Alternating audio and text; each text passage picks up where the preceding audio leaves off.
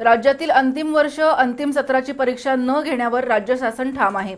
मुख्यमंत्री उद्धव ठाकरे यांच्यासह राज्यातील 13 कुलगुरूंबरोबर चर्चा करूनच शासनाने हा निर्णय घेतलाय। या माहितीचा पुनरुच्चार आज उच्च तंत्र शिक्षण मंत्री उदय सामंत यांनी कोल्हापुरात पत्रकारांशी बोलताना केला।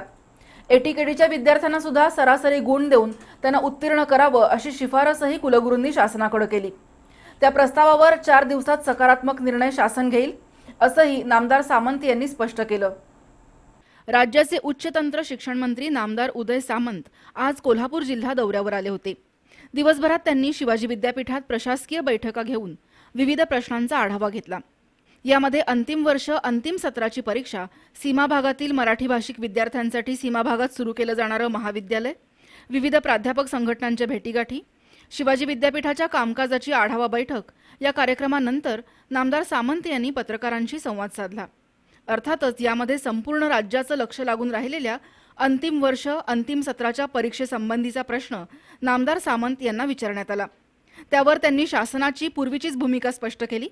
राज्यात कोरोनाचा प्रादुर्भाव वाढतच चाललाय। विविध महाविद्यालय आणि विद्यापीठात क्वारंटाईनची सुविधा करण्यात आली आहे।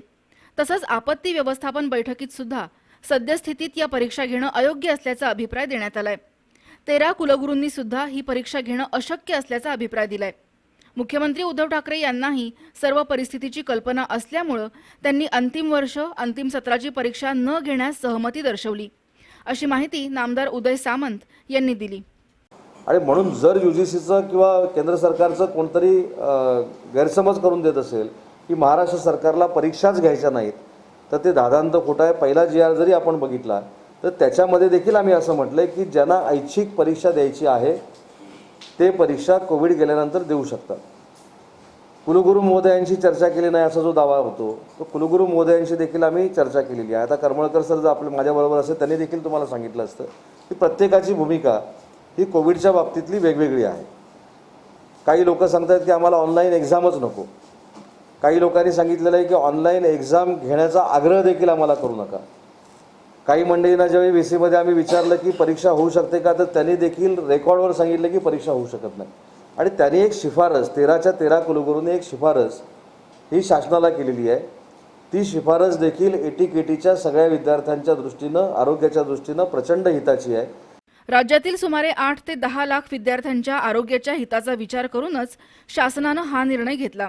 युवा सेनेनं सुद्धा विद्यार्थी हितासाठी न्यायालयात धाव घेतली। यात चूक काय असा सवाल नामदार सामंत यांनी उपस्थित करून युवा सेनेची पाठराखण केली। माजी शिक्षण मंत्री विनोद तावडे यांच्यावर स्वतःचेच 60 GR रद्द करण्याची नामुष्कीजनक वेळ आली। आपण मात्र विद्यार्थी हिताचा एकच GR काढलाय। भाजपचे आमदार अतुल भातखळकर यांनी माझ्या राजीनाम्याची मागणी राज्यपालांकडे केली आहे।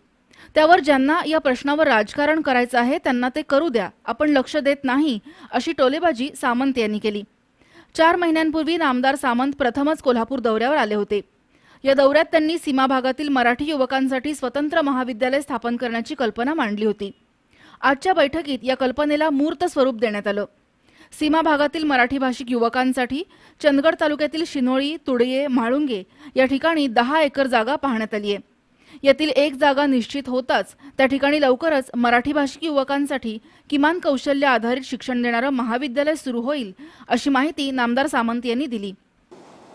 आणि दुसरी एक महत्त्वाची गोष्ट जी आज बैठकीमध्ये आपण केली ती म्हणजे 10 एकर जागा जी जिल्हाधिकाऱ्यांना आपण शोधायला सांगितली होती, ती जागा त्यांच्या माध्यमातून आमच्या डोळ्यासमोर आल्या। 2 जागा आहेत। एक जी जागा आहे त्याच्यामध्ये तिथल्या लोकांमध्ये अवेअरनेस क्रिएट करून ती जागा ताब्यामध्ये घ्यावी लागेल। तिथल्या लोकांना जाऊन मार्गदर्शन करावं लागेल, त्यांचं देणार नसतील तर मनपरिवर्तन करावं लागेल किंवा ह्या सगळ्या गोष्टी आहेत। पण तिथली लोक देखील तयार आहेत 10 एकर जागा द्यायला। सीमा भागात महाविद्यालय स्थापन होण्यास कोणतीही अडचण येऊ नये यासाठी सीमा भागातील विविध मराठी भाषिक संघटना, मान्यवर व्यक्ती, जनता, लोकप्रतिनिधी यांच्याशी आपण येत्या 15 दिवसात बेळगावमध्ये जाऊन संवाद साधणार आहे असंही नामदार सामंत यांनी स्पष्ट केलं। राज्यातील कोरोना परिस्थिती लक्षात घेऊन शैक्षणिक शुल्काचा कोणताही बोजा विद्यार्थी पालकांवर शासन पडू देणार नाही। ज्या शिक्षण संस्थांनी वाढीव शुल्क घेतलं आहे ते परत देणं किंवा यावर्षीचं शुल्क पुढच्या वर्षी चालू शकेल का, हे 2 प्रस्ताव शासनाच्या विचाराधीन आहेत। ऑनलाईन शिक्षणातही अनावश्यक शैक्षणिक बाबींचं शुल्क शासन आकारू देणार नाही असं नामदार सामंत यांनी स्पष्ट केलं. केलं होतं की या फीच्या बाबतीमध्ये या कोविडच्या वातावरणामध्ये पालकांवर भुर्दंड पडणार नाही अशा पद्धतीचा काहीतरी आपण निर्णय घेऊ.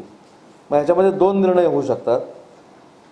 एक फी परत देण्याच्या संदर्भातला विचार होऊ शकतो किंवा दुसरा निर्णय जी या वर्षीची फी आहे ती पुढच्या वर्षीच्या वर्षाच्या फी म्हणून चालू शकते का, हा देखील आम्ही विचार करतो. त्याच्यामुळे मला असं वाटतं की पालकांनी निश्चिंत राहावं. त्याच्याबद्दल देखील एक चांगला निर्णय हा नक्की होईल. परवाच्या एका कुलगुरूंच्या बैठकीमध्ये असे आम्ही निर्णय घेतलेले आहेत. असे निर्णय घेण्याच्या मनस्थितीमध्ये आहोत की फी वाढ होऊ नये. अंतिम वर्ष अंतिम सत्र परीक्षेसाठी सरासरी गुणांचं जे सूत्र ठरवलं आहे तेच सूत्र एटीकेटीच्या विद्यार्थ्यांसाठी लागू करण्यात येईल. यातून जे विद्यार्थी अनुत्तीर्ण होतील त्यांना विद्यापीठामार्फत जादा गुण देऊन उत्तीर्ण करण्याचा प्रयत्न केला जाईल. हे गुण कमी पडले तरच त्या विद्यार्थ्यांची लेखी परीक्षा घेतली जाईल, असं नामदार उदय सामंत यांनी स्पष्ट केलं. राज्यातील प्राध्यापक भरतीला वित्त विभागानं आक्षेप घेतला होता, पण वित्त विभागाची शंका दूर केल्यामुळे प्राध्यापक भरतीचा मार्गसुद्धा आता मोकळा झालाय. राज्यातील ग्रंथालयांच्या प्रश्नावर लवकरच व्हिडिओ कॉन्फरन्स घेतली जाईल. शिवाजी विद्यापीठानं विकसित केलेल्या व्हायरस कवच फॅब्रिक स्प्रे संशोधनाची नामदार सामंत यांनी प्रशंसा केली.